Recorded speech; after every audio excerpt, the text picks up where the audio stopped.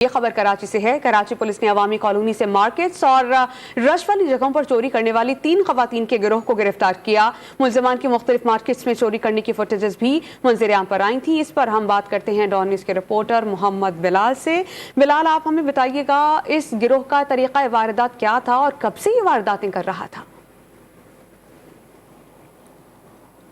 कार्रवाई की गई है, 3 खवातीन चोर गिरफ्तार की गई है। देखिए, मार्केट और ये जो मार्केटों में चोरी करने वाली 3 रुकनी खवातीन चोर गिरोह ये गिरफ्तार किया गया है। मुलजिमा में नाजिया, हमीदा और इकरा शामिल है। पुलिस हुकाम की तरफ से कहा गया है कि गिरोह मुख्तलिफ मार्केटों और रश वाली जगहों पर चोरी की वारदातें किया करती थी। खवातीन चोर गिरोह की मुख्तलिफ मार्केटों की सीसीटीवी फुटेजेस भी वायरल हुई है।